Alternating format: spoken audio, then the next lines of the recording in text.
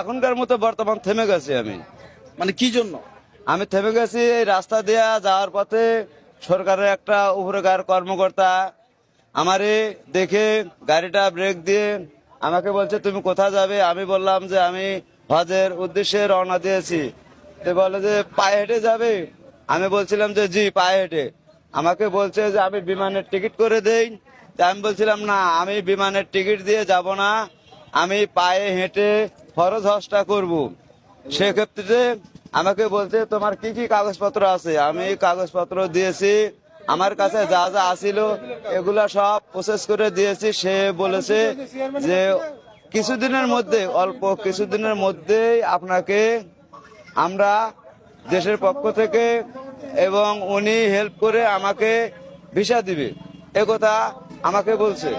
এজন্য আমি থেমে গেছি।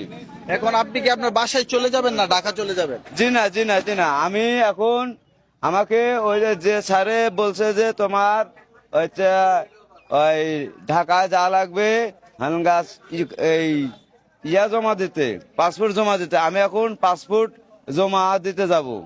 আচ্ছা, একটা ভিসা প্রসেসিং করতে গেলে ব্যাংক স্টেটমেন্ট লাগে, তারপর বিদ্যুৎ বিলের ফটোকপি লাগে, আনুষঙ্গিক অনেক কিছুই লাগে, কিন্তু আপনার তো কিছুই নেই। এই জন্য তো আপনার গ্রামের বাড়িতে 100% যেতে হবে ব্যাংকের টাকাগুলি জমা রাখতে গেলে। আমি গ্রামের বাড়িতে যাব না, কারেন্ট বিলের জন্য আমার গ্রামে আমার ছেলে আছে, আরো ভাই ব্রাদার আছে, তাদেরকে ফোন করে বলছি, তারা বিদ্যুৎ বিলের কাগজ দিবে। আর ব্যাংক ব্যাংক চলে আসছে, কিন্তু ব্যাংকের বিষয়টা যে উনি বললো যে গ্রামের যে ব্যাংকের বিষয়টা হচ্ছে উনি যেহেতু একটা মহৎ উদ্দেশ্যের জন্য বের হয়েছে, উনি তার বাসায় ব্যাক করতে পারবে না।